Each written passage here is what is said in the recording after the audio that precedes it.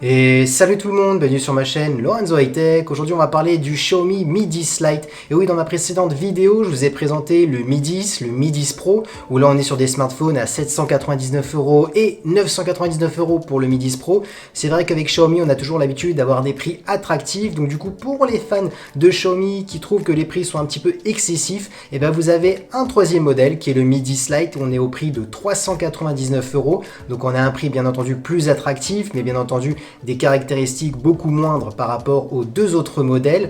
Mais avant de commencer cette vidéo, si vous n'êtes toujours pas abonné à ma chaîne YouTube, abonnez-vous et bien entendu à ma page Instagram où je donne pas mal de news toute la semaine. Du coup, commençons par le design, par cette face avant du Mi 10 Lite. On voit tout de suite qu'on n'est pas sur un smartphone ultra premium comme le Mi 10, Mi 10 Pro. Pourquoi? Tout simplement la caméra frontale qui l'embarque, on est sur une petite encoche. Contrairement au haut de gamme, on a toujours un petit poinçon en haut à gauche, donc du coup ça donne un effet d'avoir un écran un peu plus borderless, ce qui n'est pas le cas. Bon, c'est quand même correct, c'est quand même bien travaillé pour un milieu de gamme.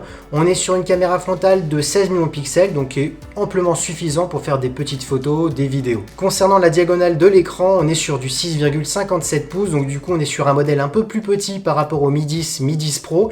On est par contre sur un écran AMOLED, donc ça c'est intéressant parce que tous les constructeurs encore ne mettent pas dans les milieux de gamme des écrans AMOLED, ils mettent des fois des écrans LCD. On est sur un écran par contre de 60 Hz, pas de 90 Hz comme le Mi 10 et Mi 10 Pro. Bon, c'est normal, on est sur un milieu de gamme. Et en termes de définition, on est sur du Full HD+.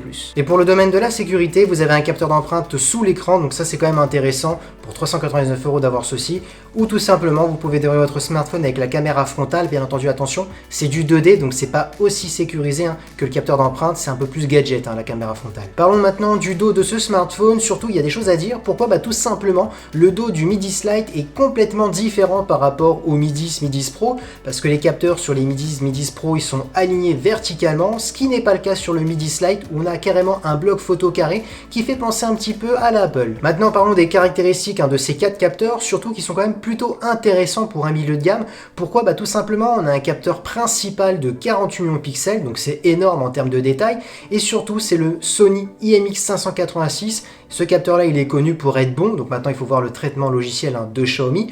On a ensuite un deuxième capteur qui est un ultra grand angle de 8 millions de pixels, donc notamment pour faire des photos de paysage, pour avoir des photos beaucoup plus larges, donc ça c'est intéressant, surtout c'est un petit peu en ce moment la grande mode, les ultra grands angles. On a un troisième capteur qui est un capteur macro de 5 millions de pixels, donc pour faire des photos ultra près d'objets notamment. On a ensuite le dernier capteur qui est un capteur de profondeur de 2 millions de pixels, donc notamment pour faire des photos en mode portrait. Ce capteur va servir pour avoir les effets bokeh, vous savez, le floutage arrière-plan. Du coup, quand vous regardez les caractéristiques, ils sont quand même plutôt intéressants. Maintenant, j'ai quand même envie de le dire parce que j'en suis sûr que vous allez me mettre en commentaire, est-ce qu'il est aussi bon que le Mi 10, Mi 10 Pro? Non, tout de suite, il faut que je vous arrête. Le processeur va être inférieur, je vais vous le dire juste après. Donc du coup, le traitement d'image sera inférieur.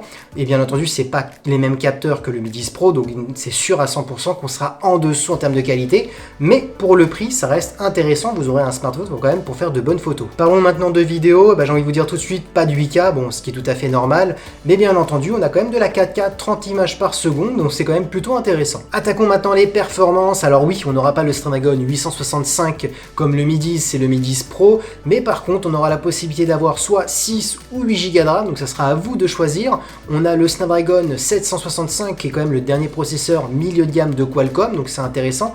Et surtout, on a la compatibilité 5G grâce à ce processeur. On aura 128 Go interne directement. On aura la possibilité d'étendre la mémoire avec une carte micro SD. Donc là, on aura de la place sur ce smartphone. Concernant la batterie, on a une batterie de 4160 mAh, donc qui est plutôt correcte. On a aussi une charge rapide de 20 watts. Alors oui, c'est pas les 30 watts comme le Mi 10, c'est pas les 50 watts comme le Mi 10 Pro, mais c'est plutôt quand même intéressant. On a ensuite du Wi-Fi 5, ça c'est dommage, pas de Wi-Fi 6. On a par contre du Bluetooth 5.0 et on sera sur du type C en termes de connectique. Et oui, maintenant le fameux moment comme vous connaissez tous, pour qui il est destiné ce smartphone, là j'ai envie de dire plein de choses. Et ce smartphone il est destiné pour les fans de Xiaomi qui ne veulent pas mettre 799€ pour le Mi 10 ou 999€ pour le Mi 10 Pro, parce que comme je vous ai dit tout à l'heure, c'est vrai que Xiaomi a l'habitude d'avoir des prix attractifs, et là c'est vrai que dans ces deux hauts de gamme, les prix sont quand même élevés par rapport au modèle précédent. Donc là c'est une alternative, c'est même pour cela que Xiaomi a fait le Mi 10 Lite pour pas perdre des ventes, hein, parce que là au moins on est un petit peu entre les deux, même si les performances ne sont pas aussi hautes que les deux autres modèles haut de gamme. Maintenant ce modèle il est destiné quand même pour les gamers, parce qu'on a quand même le dernier Snapdragon 765 qui est le plus puissant des milieux de gamme de Qualcomm. On a la 5G, donc quand il y aura les forfaits, vous serez compatible. On a quand même soit 6 ou 8 Go de RAM, donc c'est pas mal. On a quand même un écran AMOLED avec une bonne définition, bien entendu de 60 Hz, pas 90.